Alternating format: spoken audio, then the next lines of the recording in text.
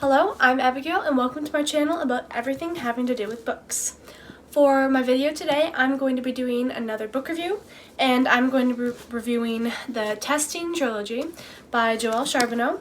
This is a YA dystopian trilogy, so if you're a fan of dystopian books, you might want to check out this read. I'll be giving my overall thoughts on the series as a whole and on each individual book. So, yeah, I really hope you enjoy this video.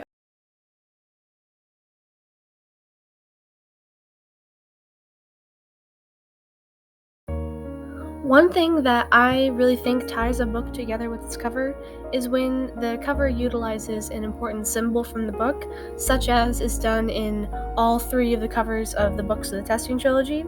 This lightning bolt symbol is important from very early on in the first book all the way to the end, and I just think that it's really a great feeling when you're reading and you're like, oh, so that's what that thing on the cover means. So I really like the covers of the Testing Trilogy. I like how they tie together but also change from book to book. So as covers go, these are fantastic covers and I really like them.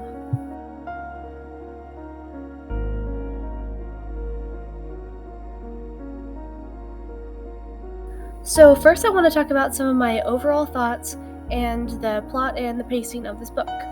First off, I rated the overall series like about 3.5 stars out of 5. And I rated the first book 4 stars. The second book would have been 3 stars except for a plot twist that I did not see coming at the end, which bumped it up to 4 stars. And the third book was a solid 3 stars.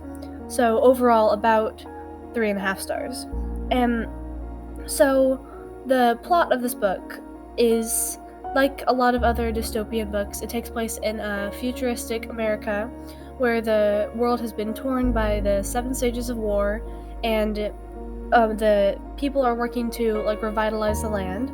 And the main character, Sia, she really wants to be chosen for the testing, which is when the capital and the president and everyone choose some of the brightest students to come and test for the chance to participate in their university. And she does get chosen for the testing, but the night before she leaves, her father, who went through the testing, comes up and tells her that he has some memories from the testing that aren't supposed to happen because they erase your mind after it's done. And he has some really disturbing dreams about his times in the testing, so it might not be exactly what Sia thinks it will be. So that's just the overall baseline for the plot of this book. And the plot as a whole, I think, was a strong point of this book series. It's very action-packed with plot twists around every corner. Like I said, there's one at the end of book 2 that made me want to start reading book 3 at 11 o'clock at night when I finished it. And it's very, like I said, very action-packed. There's a lot of, there are some jump scares, but it also relies a lot on suspense and tension. And there's action scenes, but the second book, as regards pacing, I feel like the second book was a bit slower paced than some of the others, so which is what bumped it down for me. The pacing of the trilogy as a whole was very fast at times, but also very slow at times. There was a lot of needless description, I thought, of certain things, like certain day-to-day life routines and things like that. But overall, the plot was definitely the strong point of this book. It keeps you guessing, you don't know what's going to happen around every corner, and it's definitely a very exciting read. So those are my thoughts on the plot and the pacing.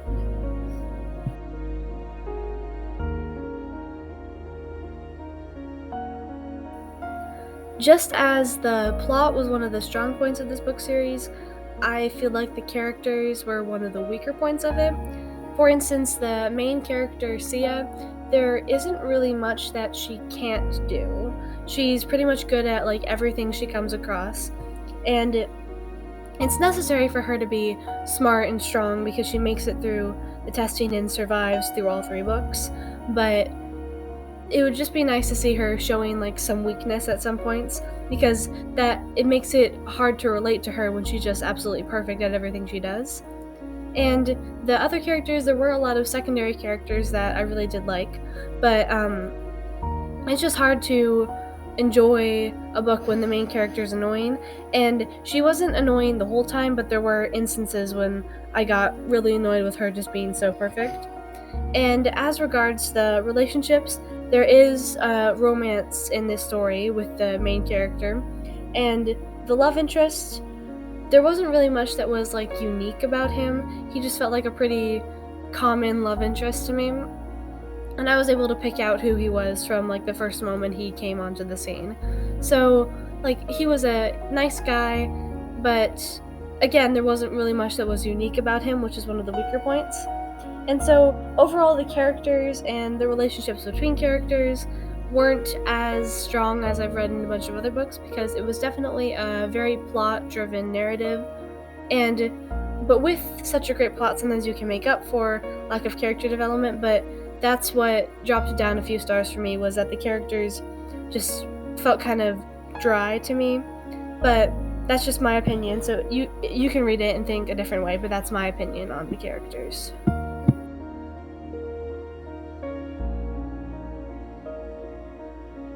So that about wraps it up for my review of the Testing Trilogy. Overall, I really did enjoy this read. It was an action-packed and intense, fast-paced book series with a lot of different plot twists and a lot of kind of unique takes on the dystopian topic. There were some interesting elements of this dystopian world that the author created that I haven't really seen in other dystopian books, even though I've read a lot of other dystopian books. And speaking of dystopian books, I'm going to show a couple of similar books that, if you've read these ones, since these ones are a bit more popular than the Testing, then you might know you like this book if you like these other ones. So first off is the very, very popular Divergent series, and there are a lot of just like, not even specific plot points, just like similar feeling in it to Divergent. So if you liked Divergent, then you're probably going to want to check out this book, because there are a lot of similar like feelings to it.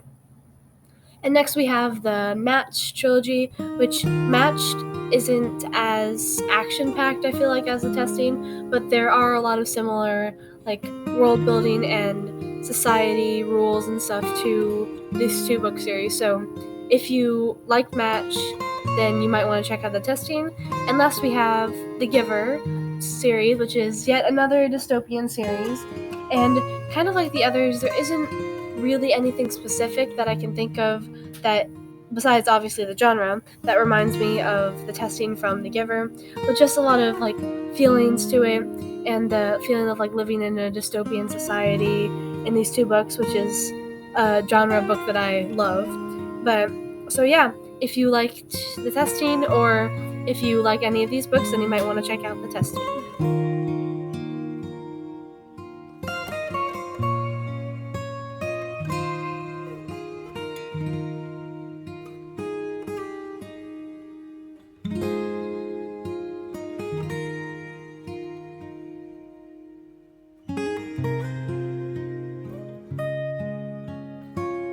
So that wraps it up for my review of the Testing Trilogy.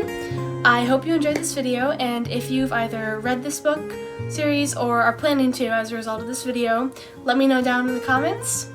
Thank you so much for watching. Please like and subscribe to my channel, and I will close this out with our bookish quote. "The only thing you absolutely have to know is the location of the library." Albert Einstein.